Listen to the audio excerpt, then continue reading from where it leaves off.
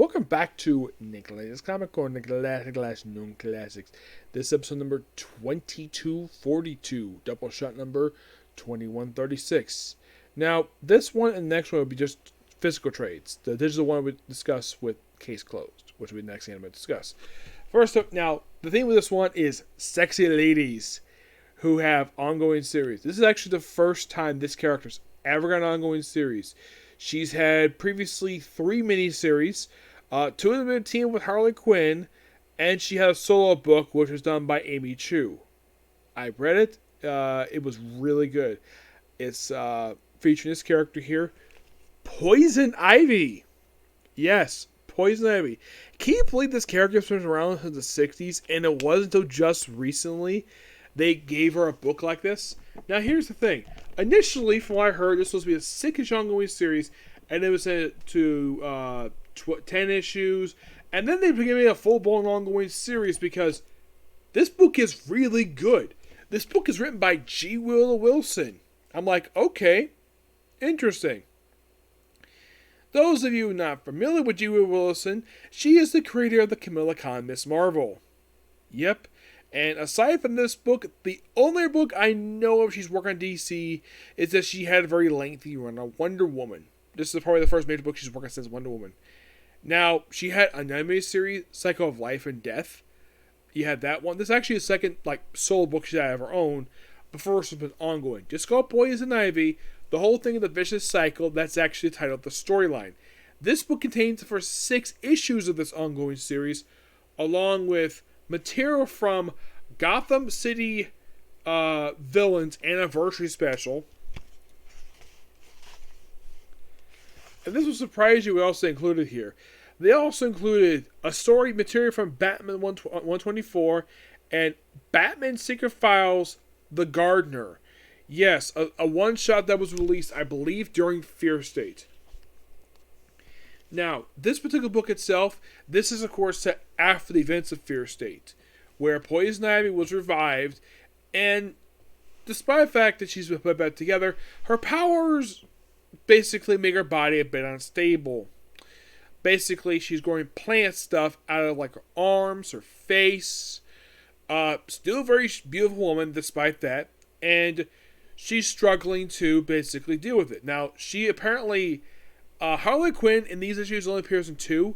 There is another issue that's actually on this tree. I think it's issue 7 or 8, I think it is, where Harley Quinn shows up, and the first thing she does with Poison Ivy is they have sex. I am not kidding about that. That's seriously what G. Wilson did, because Poison Ivy is bisexual. Now, me personally, I have no issue with this at all. Same with Harley. She's bisexual. These two, I've never had an issue with this at all, because this has been hinted at since the 90s. These two have had a thing for each other. Well, thanks to the animated series, mind you. And these two have been very close to each other for years. And it's, I think, the reason why they decided to give Poison Ivy an ongoing series, because she's just as popular as Harley Quinn in the last 20 years. So I guess they figured, though, why not? Yes, why not? Now, she apparently has moved to a different city. She apparently starts up at a plant where, get this, her boss has been sexually harassing a female coworker. And at one point she got fed up with this, so she decided to turn into a plant. Yes, seriously.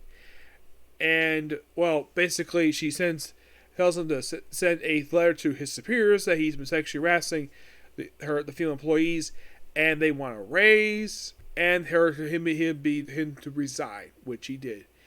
And when the female coworker found out what Ivy did, as a thank you, these two decided to have sex. Yep. She thanked her by having sex with her. Why not?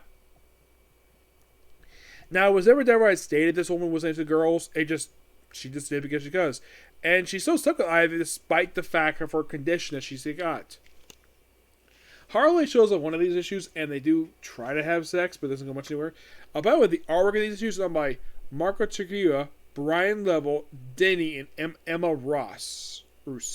The cover art, this cover you hear in the trade, that is Jessica Fong. That's who does his artwork, and it is gorgeous. I love this artwork. Give this woman basically a job as a not only like a cover artist, I would love to see his interior.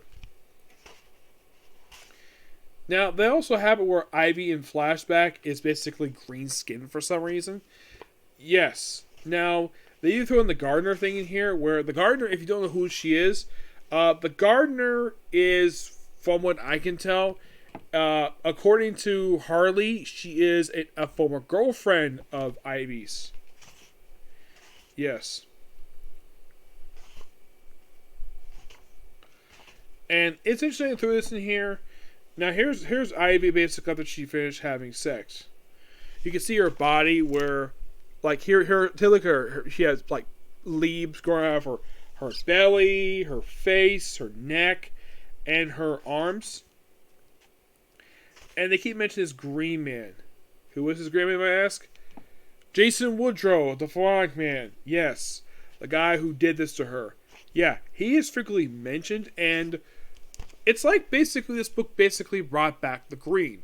There's no appearance of Swamp Thing in this book yet, but I would not be surprised given her connection to Swamp Thing. Now here's the thing. Does she ever try to sleep with Swamp Thing, despite the fact they're connected to the Green? Nope, she has no interest in sleeping with Swamp Thing because he's basically a giant plant. Because he also has a love interest, Abigail Arcane. This book is really good. I give this book a 10 out of 10. It's just that good.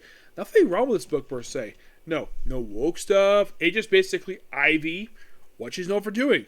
Yeah, she is struggling with the fact her resurrection. She's struggling with that, which I do appreciate. You will basically explore that with her.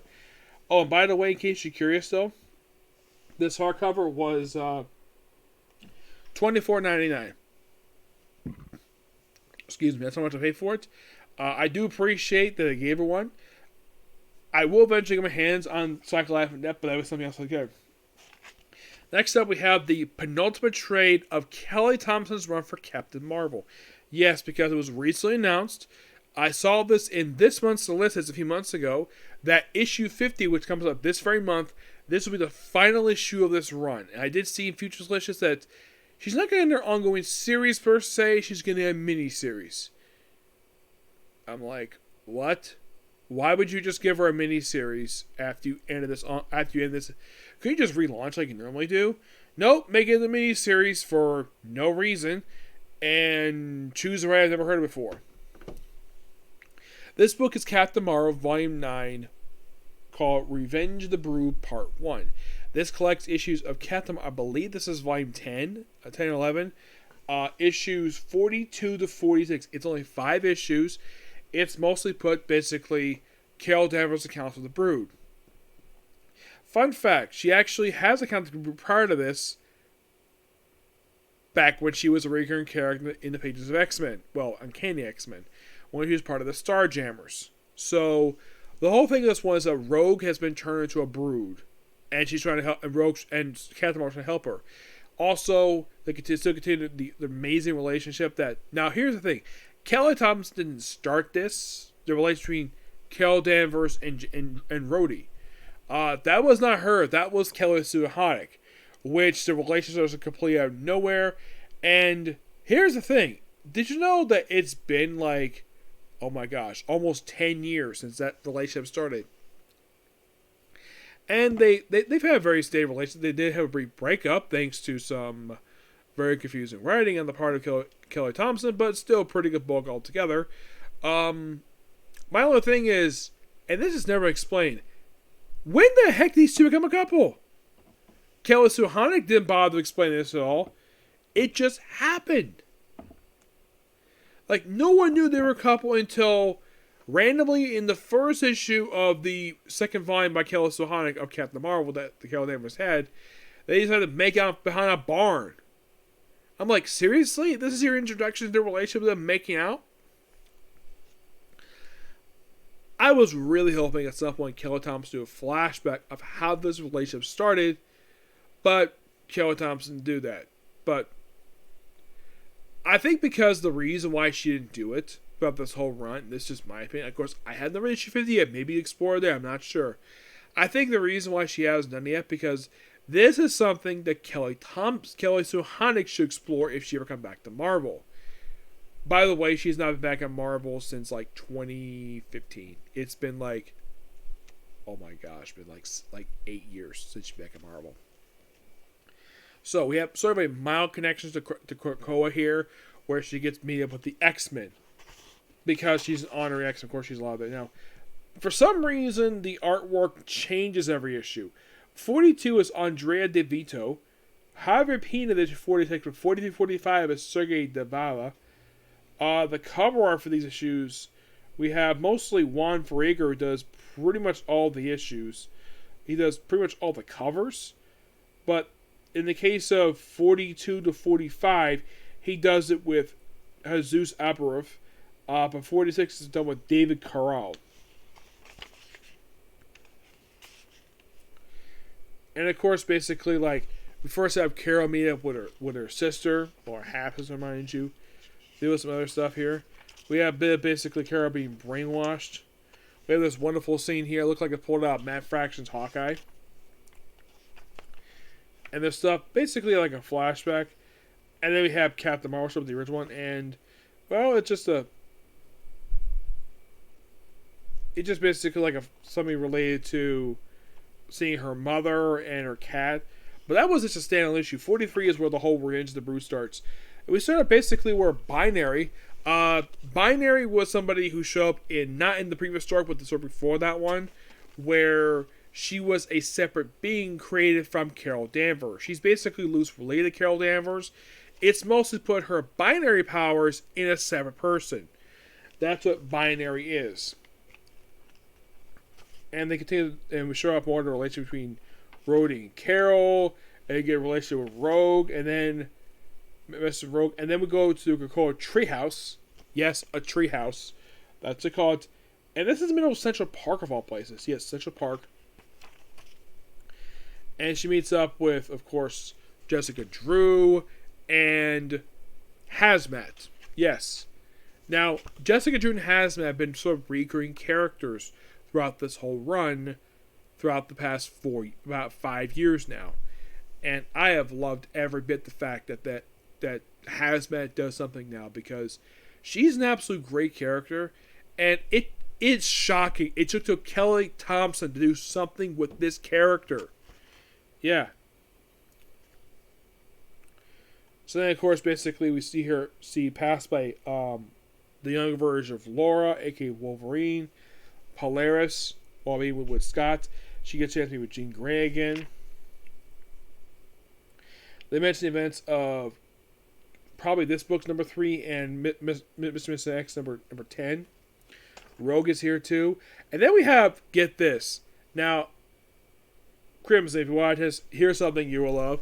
Kanan meeting Carol Danvers. Despite the fact that Carol's kind of... I don't know if she ever met Psylocke before. Yes. Now, I've got to point this out. I got to continue to point this out, though. This look of Psylocke was what I was introduced to when I started reading comics back in 2004, not the one we have currently. Yeah, and this whole thing with her having a daughter. Yes, a daughter. That was mentioned back in Fallen Angels. This book actually just mentioned it. So she goes up to space, but not for like a whole year. Nope. So they go to space, and then we see Rogue gets turned to a brood. Yes, a brood. And we also deal with basically, we also have it where, like, we're dealing with the brood, and a lot of really good stuff here. Then eventually we have after the whole brood stuff here, we sort of have like a flashback where you have the X invited to a party. We have Rogue and Gambit kissing, and of course you have, like, so to be loved. Yeah, it's so fun to back here with the Shiari and Polaris hitting on some guy. Yep, and then we have, looks like, I'm not sure who it is. Yeah, I love the stuff with the X-Men here, which is so nice. And it is interesting with the fact that Kelly Thompson get a chance to reference Mr. and Mrs. X, because she did write it. Yep, she did wrote it. She wrote it a long time ago. I own the trades. It was only last 12 issues, surprisingly. But this book, really good. Give this book a 9.5 out of 10. Yes, and sad that the very next issue is the last one. Yep. The one thing I think that some people think is quite interesting though about these trades for Captain Marvel. Here's the thing: 9 volumes and the price tag's always been the same, $15.99. Like really? Yeah, because it's a female character. Yeah, but yeah, that's pretty much it. Particular view. Next up, we have basically stuff related to the X-Men and Valiant. Okay, next video. Bye.